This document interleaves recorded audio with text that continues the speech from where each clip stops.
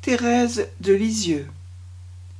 Marie-Françoise Thérèse Martin, en religion sœur Thérèse de l'Enfant Jésus et de la Sainte Face, également connue sous les appellations Sainte Thérèse de Lisieux, Sainte Thérèse de l'Enfant Jésus ou encore la Petite Thérèse, est une religieuse carmélite française née à Alençon dans l'Orne le 2 janvier 1873 et morte à Lisieux le 30 septembre 1897. Sainte Thérèse était la dernière enfant de ses parents Louis et Zélie Martin, qui eurent 9 enfants. 5 filles parvinrent jusqu'à l'âge adulte. Sa mère mourut en 1877, quand Thérèse avait 4 ans. Son père, un fabricant de montres, vendit alors son affaire et déménagea à Lisieux pour se rapprocher de l'oncle maternel de Thérèse, Isidore Guérin, pharmacien, qui y vivait avec sa femme et ses 2 filles. Quand Thérèse eut 9 ans, sa sœur Pauline, qui avait joué le rôle de seconde maman pour Thérèse, entra dans l'ordre des Carmélites. Marie, sa seconde sœur, entra également dans le même couvent. Ces 2 départs de celles qui l'ont élevée fait revivre à Thérèse le sentiment d'abandon ressenti lors de la perte de leur mère. À 15 ans, Thérèse voulut entrer aussi au Carmel, mais elle était trop jeune. Son père l'emmena faire un pèlerinage à Rome. Lors d'une audience avec le pape Léon XIII, elle lui demanda de lui donner l'autorisation pour entrer chez les Carmélites. Le pape lui répondit : « Mon enfant, faites ce que vos supérieurs décident. » Finalement, en avril 1988, elle devint sœur carmélite. Céline, son autre sœur, entra bientôt dans la communauté. Léonie, la dernière, fut admise dans l'ordre de la Visitation. Les dernières années de Thérèse furent marquées par un continuel déclin physique dû à la tuberculose. Elle supporta résolument et sans se plaindre ses souffrances. En juillet 1897, on la transporta à l'infirmerie du monastère où elle mourut, le 30 septembre, à l'âge de 24 ans. Sur son lit de mort, elle dit : « J'ai atteint le point de ne pas pouvoir souffrir davantage, car toute souffrance m'est douce. » Ici réside un des paradoxes de Thérèse de Lisieux. Morte inconnue, puisque cloîtrée, elle est aujourd'hui mondialement célèbre et vénérée. Car Thérèse est connue pour sa petite voix. Dans sa recherche de sainteté, elle comprit qu'il n'était pas nécessaire d'accomplir des actes héroïques ou importants pour atteindre la sainteté et exprimer son amour à Dieu. La parole de Dieu lui ouvrit la voie.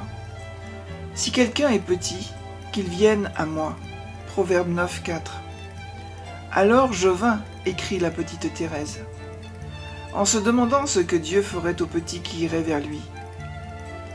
Elle lut Isaïe 66 et comprit alors qu'elle ne pourrait pas gravir son échelle toute seule pour aller au ciel, mais que Jésus lui-même la prendrait dans ses bras comme un ascenseur rapide. Plus elle se reconnaîtrait petite et faible dans les bras de Jésus, plus vite il l'emmènerait au ciel comme sainte. C'était la découverte de ce qu'est Dieu, amour miséricordieux. À partir de là, elle allait regarder toutes les perfections de Dieu, y compris sa justice, à travers le prisme de sa miséricorde. Cela a donné lieu à une surprenante confidence. « Je désire être sainte, mais je connais mes faiblesses, et je te demande, mon Dieu, que toi-même sois ma sainteté, » dans son acte d'offrande. Ces 3 manuscrits autobiographiques, célèbres sous le nom de « Histoire d'une âme », développent sa spiritualité. Elle exprime la façon dont elle comprend la vie chrétienne et la relation de Dieu. Ces manuscrits ont un succès important en France et dans le monde entier et laissent parler Thérèse. Le retentissement de ces publications posthumes en fait l'une des plus grandes saintes du XIXe siècle. La dévotion à Sainte Thérèse s'est développée partout dans le monde. Sainte Thérèse est considérée par Pie XI comme l'étoile de son pontificat. Il voulut qu'une grande basilique soit construite en son honneur. La basilique de Lisieux est le 2e plus grand lieu de pèlerinage de France après Lourdes. Les pèlerins sont accueillis toute l'année dans la basilique, bénie en 1937. le pape Pie XI voulait que la nouvelle basilique soit très grande et très belle. 3000 pèlerins assis peuvent prendre place dans la basilique supérieure. Et la crypte est entièrement couverte de marbre et de mosaïques. Au Buissonnet, la maison où sainte Thérèse vécut avant son entrée au Carmel, les visiteurs sont fascinés de voir les peintures réalisées par la jeune Thérèse, ses jouets, son livre de prière. Ils sont guidés lors de la visite du musée, qui retrace la vie de sainte Thérèse et l'histoire du sanctuaire. Sainte Thérèse est aussi connue comme la petite fleur de Jésus. Elle fut canonisée le 17 mai 1925 par le pape Pie XI. C'était seulement 28 ans après sa mort. Sa fête est le 1er octobre. Elle est la patronne des malades du sida, des aviateurs, des fleuristes et des missions. Religieuse cloîtrée, elle est paradoxalement déclarée sainte patronne des missions et avec Jeanne d'Arc, proclamée patronne secondaire de la France en 1944 par le pape Pie XII. Le 19 octobre 1997, au centenaire de sa mort, le pape Jean-Paul II la proclame docteur de l'Église. Voici l'offrande qu'elle fit à Jésus, qu'elle appela offrande de moi-même, comme victime d'Holocauste, à l'amour miséricordieux du bon Dieu. Ô mon Dieu, Trinité bienheureuse, je désire vous aimer et vous faire aimer. Travaillez à la glorification de la Sainte Église, en sauvant les âmes qui sont sur la terre et en délivrant celles qui souffrent dans le purgatoire. Je désire accomplir parfaitement votre volonté et arriver au degré de gloire que vous m'avez préparé dans votre royaume.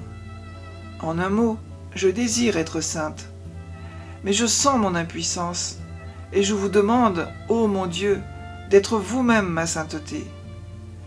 Puisque vous m'avez aimé jusqu'à me donner votre Fils unique pour être mon sauveur et mon époux, les trésors infinis de ses mérites sont à moi, je vous les offre avec bonheur, vous suppliant de ne me regarder qu'à travers la face de Jésus et dans son cœur brûlant d'amour.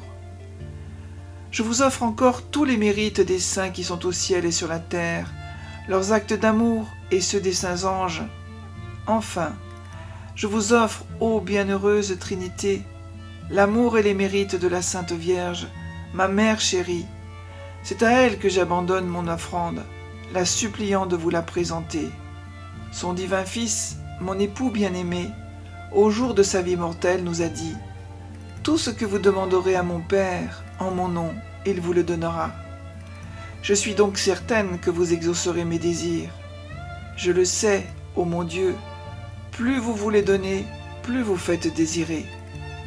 Je sens en mon cœur des désirs immenses, et c'est avec confiance que je vous demande de venir prendre possession de mon âme.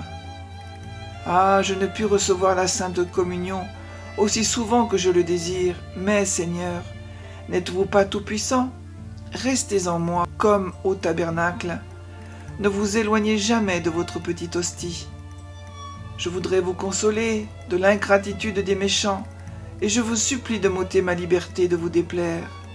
Si par faiblesse je tombe quelquefois, qu'aussitôt votre divin regard purifie mon âme, consumant toutes mes imperfections, comme le feu qui transforme toute chose en lui-même.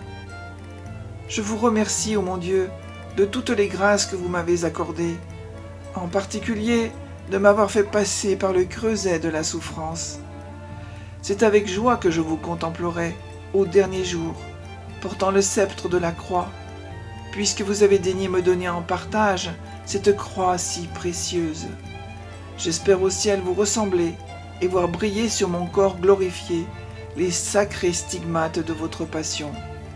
Après l'exil de la terre, j'espère aller jouir de vous dans la patrie, mais je ne veux pas amasser de mérite pour le ciel, je veux travailler pour votre seul amour, dans l'unique but de vous faire plaisir, de consoler votre cœur sacré et de sauver des âmes qui vous aimeront éternellement. Au soir de cette vie, je paraîtrai devant vous les mains vides, car je ne vous demande pas, Seigneur, de compter mes œuvres. Toutes nos justices sont des tâches à vos yeux. Je veux donc me revêtir de votre propre justice et recevoir de votre amour la possession éternelle de vous-même. Je ne veux pas d'autre trône et d'autre couronne que vous, ô mon bien-aimé. À vos yeux, le temps n'est rien.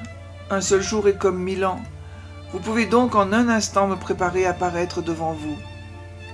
Afin de vivre dans un acte de parfait amour, je m'offre comme victime d'holocauste à votre amour miséricordieux, vous suppliant de me consumer sans cesse, laissant déborder en mon âme les flots de tendresse infinie qui sont renfermés en vous, et qu'ainsi je devienne martyr de votre amour, ô mon Dieu. Que ce martyr, après m'avoir préparé à paraître devant vous, me fasse enfin mourir, et que mon âme s'élance sans retard dans l'éternel embrassement de votre miséricordieux amour.